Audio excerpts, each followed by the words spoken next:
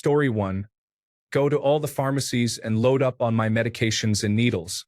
Probably get a massive moving truck and load it with non-perishable food, water, weapons, clothing, first aid supplies, batteries, and so on. Then head as far south as possible for good weather. Then just spend my time learning everything I can until the end of times and maybe make a monument so possible alien visitors would know what happened. Story 2. Honestly, I would be really excited, especially if we ignore the part where I presumably lost people I loved. I would break into everyone's homes, steal a mansion, find out where all the hospitals and endocrinology clinics are, and take all the insulin I can. Wake up with my dog each morning and live life to the best that I could, making every day an adventure and survival story. Adopt more dogs. Do all the things I've never had time to do because of employment. Get lonely at some point, and hope I have enough dogs to make me still feel whole.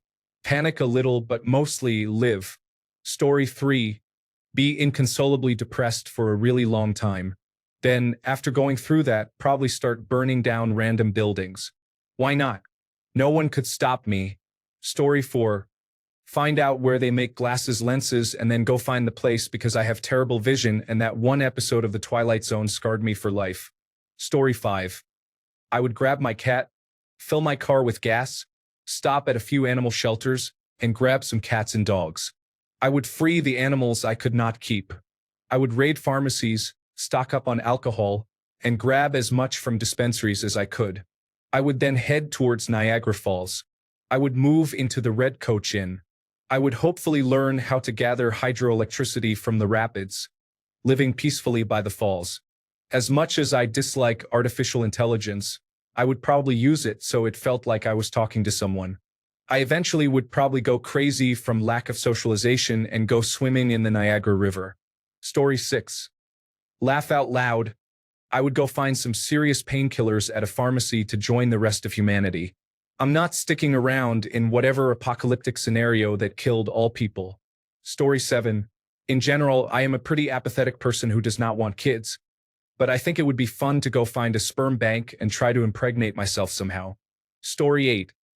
I would go to my neighbor's place, break in the door, grab his keys, and take his G-Wagon for a drive.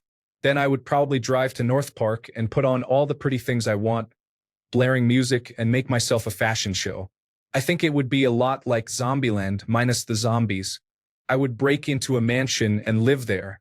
I would run around and do so much that I don't ever do. Maybe go crazy on a golf course like I'm in the Jackass movies and try to play golf. It would get boring after a while, I am sure, but I would just go and be wild.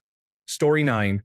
Utilize the internet while it is available to procure directions to places where I can get solar panels and batteries, then an electric car. After that, find a farmstead somewhere and start farming. You would have a very limited time to make use of gasoline, and the power grid and internet would fail relatively quickly as well, so it would be about stockpiling food, finding ways to produce food, and then finding ways to gather entertainment that does not require the internet. Televisions, DVD players, older consoles, and games that do not need an internet connection to download games. And gather as many books as physically possible while protecting and maintaining the closest library. Story 10. I would ask Chat Generative Pre-trained Transformer as many questions as possible before the internet and all the infrastructure supporting it finally gave out, mostly survival questions and whatnot. I would then go put together the best off-grid home that I could. I have the entire world of supplies available to me to make it pretty solid. Story 11. Go to a dealership and acquire an electric truck, a trailer, and as many solar panels as I can find. Get rifles and ammunition, new camping gear, wire up a solar charging trailer, grab my dog, and head to a warm climate. Live off the land on a coast somewhere where it isn't minus 25 degrees Celsius for a third of the year. Story 12. Probably pillage all the nearby stores for amenities and food while it's still good. Party for the first week or two like it's 1999. Sleep in every day and mess up my sleep schedule. After the electricity goes and the bulk of supermarket refrigerated foods go bad, things would get sadder, but I reckon I can find a generator in a Walmart and live the rest of my days siphoning gasoline out of abandoned cars for my own refrigeration and electric light. I reckon I could live out my whole life like that. Populated areas have such a large concentration of consumer commodities all in one place. Lots of foods are shelf-stable for years on end. It wouldn't be a pleasant diet, but canned meat and psyllium husk could do the job. I'd probably die in my 50s from all the preserved shelf-stable foods I ate all my life, or if the good cans start running out or bloating. Is a life like that worth living? Yes, absolutely, more so than everyday life. The only responsibility I will be beholden to is my immediate material well-being, a world for the taking or ignoring in bed, and nothing to stop me, no laws, no sales, no rent or eviction. Story 13. Cry a lot for a long time and often. Then laugh in wonder and delight at the absolute freedom. I would probably lose my mind, but with mine being the only human mind on earth, I would also be the most sane. When nobody wakes you up in the morning, and when nobody waits for you at night, and when you can do whatever you want. What do you call it, freedom or loneliness? Dukowski. Story 14. I will go to the richest man's house and claim it as mine. Enjoy a life of luxury without doing anything, learn to drive a car, then go on a solo trip. After doing all this to my utmost satisfaction, I will end my life. Story 15. Yes, I would definitely explore. Go into other people's buildings and homes, drive cars you wouldn't normally try, use some guns and rocket launchers, catch up on my growing list of shows and movies. Also, how would you know you are the only one left? How did everyone go? Are they dead in their homes or just disappeared? Story 16. Go to the liquor store, get drunk as heck, go to the nearest Lamborghini dealership and take some rides, crash into something, find an army of kittens and puppies to accompany me until I die. Story 17. My son and I talk about this all the time. We would love it. The main assumption is that everything power and industry related has failed safe, so no runaway reactors or spilling oil terminals. Get that out of the way and it's a fun exercise. Story 18. Break into a different place and move there because my apartment will not do well in a Michigan February without a soon-to-fail electrical grid. Download any survival-related information I can from the internet before it fails. Try to free as many trapped pets as possible so they don't starve to death in homes without people. Even if they die in the snow, it's faster than starvation. If a few seem good for protection and hunting assistance, I'll bring them to my new home. Get as much hunting, fishing, and farming supplies and shelf-stable food as possible, as well as water purification supplies. Get as many antibiotics and other useful supplies from pharmacies. Find information on where various petroleum pipelines and chemical manufacturers are, and try to settle somewhere upstream and upwind from them. Story 19. Exist while naked. I hate clothes. Also, just enjoy myself. Move away from nuclear reactors. Enjoy my favorite foods that will expire. Use YouTube to figure out how to use boats, maybe planes if I'm feeling really brave. Free as many pets as I can. Open any door or window I pass. Explore the world peacefully and at my own pace. Enjoy the quiet. I have autism, so a world with no people in it is like my version of heaven. Go wherever I want, whenever I want, with various pets and animals as my friends. Just exist without judgment or pressure in a peaceful and quiet world. Also, use boats to go and find sharks and be friends with said sharks. I'll definitely go swimming with sharks. Also, I'll try and relocate animals in aquariums as well. I'll YouTube how to use a crane and figure it out from there. Story 20. Find a clean source of water. Secure food. Start collecting dogs. We would be the largest and most awesome pack ever. Start cloning myself to repopulate the planet. Spread throughout the entire galaxy, then the entire universe. Story 21. First, panic and anxiety would set in, especially if I do not know if my family is really alive or not. Then reality would set in, and I would move into survival mode while wondering if the next thing that moves is out to get me. Story 22. Well, nuclear reactors will turn Earth into a disaster. There will be no electricity in a matter of days or weeks, food will only come from cans, and some dangerous animals will escape from the zoos. Wolves and bears will come to town with no hunters to regulate. Gas stations won't work, so driving around will be a constant search for new cars until they are empty, if I can enter and start them. There will be no one to talk to and no radio, television, or internet. There will be no doctors or the right medicine if sick, and cold winters will be difficult. All in all, it is not a good scenario. I would probably just go and find a fighter jet with fuel inside and hijack it eventually, as I have too many simulation hours on the clock to let that chance go to waste, and then crash it into a mountain. Story 23. Be devastated because that would mean I've lost my child. If I had no child in the first place, then the first thing I would do is get drunk and celebrate. I am sure reality would soon hit me, though, and I would panic, realizing I have zero medical skills and I will probably get sick really soon, knowing my luck. Story 24.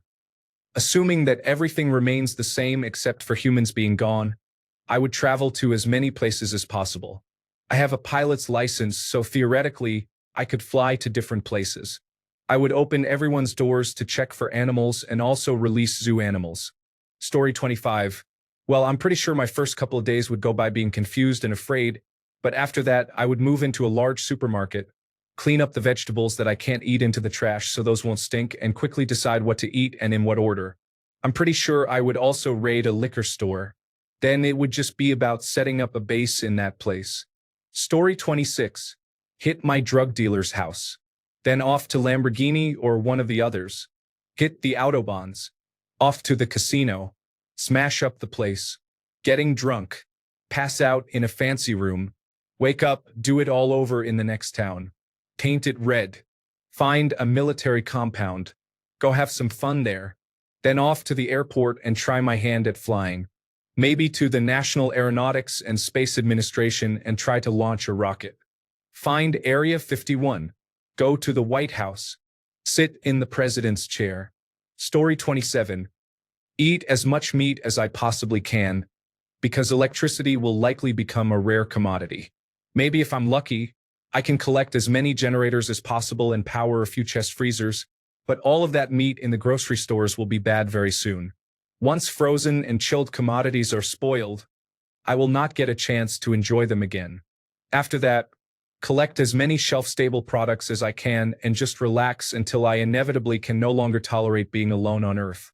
Assuming my dogs have stayed alive, I've got maybe 13 years if I'm lucky. I will have to collect a bunch of food for them too. Once my dogs are gone, though, so am I am going to be miserable without the internet or human interaction. Play as many games through power generators as I can up to this point, but I think by the time my dogs have passed, I'll have had enough time to read all of the books I want, play all of the games I want, and I'll be weary. Story 28. Go to the nearest Sam's Club and set up home base. I've wasted countless hours daydreaming about this exact scenario. I would set up base and run around collecting all the impressive cars I could find. Story 29. In an all-humans-are-gone scenario, infrastructure would break down surprisingly rapidly, and gathering all the resources quickly for long-term survival would be essential. I won't go into the details, but I have written an extensive "I would do this in order" Quora answer. Even then, survival is, at best, fairly rough and utterly dependent on how quickly you can gather resources and how able you are to work hard and jury-rig various electrical devices. I know what I would do, but to be honest, I'm not totally sure it would be worth it. Story 30. I'm pregnant. I wouldn't be the last person on Earth for long. The first thing I would do is probably look for a working vehicle and move as far away from nuclear power plants as possible. Story 31. I am taking my dog, my cat, my bow, and the arrows I have left. I am going to release the bison from the local bison farms, then take some horses and live like a nomad. I will follow the food, like deer and pronghorn, as I cannot kill a bison by myself with a bow, and probably die of disease or from the cold. At least I will die free. Story 32. Go for a swim in the outdoor pool at my gym, safe in the knowledge that I love to do the butterfly crawl thing with my mouth open like some plankton dredging behemoth of an arsehole, was not drifting into my lane for once. Story 33. Everyone is wrong here. The first moments would be confusion, then a sense of doom. You would be terrified. Once you calm down, you would start grieving for your loved ones. You would most likely spend the next few years suffering from depression and anxiety. Story 34. Brush my teeth, drink a coffee, go to the bathroom, look for a friendly dog and a cat and make them my pets. Then figure out what is going on and look for survivors. Story 35. I will probably walk around aimlessly until I find a safe spot to take shelter for a few days. I need to think about food resources. Will I be able to hunt for food, or will I starve to death? Story 36. Go to the center of the closest major city and find the tallest building I could. Fortify every floor from the ground up and stock it full of supplies. Then wait. Story 37. My first thought would be my kids, then my siblings and nieces and nephews. I would be so depressed. And I'm used to being around people. So I honestly wouldn't know what to do afterwards. I doubt the depression would end. Story 38. I'd go everywhere I could and probably gather large quantities of dogs along the way. I'd, of course, grieve deeply for my personal losses, and I'd properly arrange a burial for them before leaving my hometown. Then I'd set off to explore everywhere just to be sure no one else was around. I'd upgrade vehicles as I traveled, probably taking my van to the first recreational vehicle dealership and acquiring an appropriately sized recreational vehicle that can tow a normal-sized car behind it. I'd stock up on everything I could think of, like more gasoline, food, and other essentials. I would acquire some weapons just in case and probably practice using them somewhere along the way. Then I'd explore further. I'd likely spend a lot of time on autopilot, but eventually the different systems in place would start to fall apart. Electricity grids would go down, phones would stop working, and gas stations would run out of fuel. The meat would spoil at the grocery store, and there would be no restock of anything, so I would make my way around the country until everything was expired or gone. Then I'd have to learn how to grow my own food, which might make me feel a little better about being here as my crops started to flourish. I'd start talking to myself and begin the process of losing my sanity. It might take about 10 years to reach full insanity. Only my dogs would keep me connected to reality.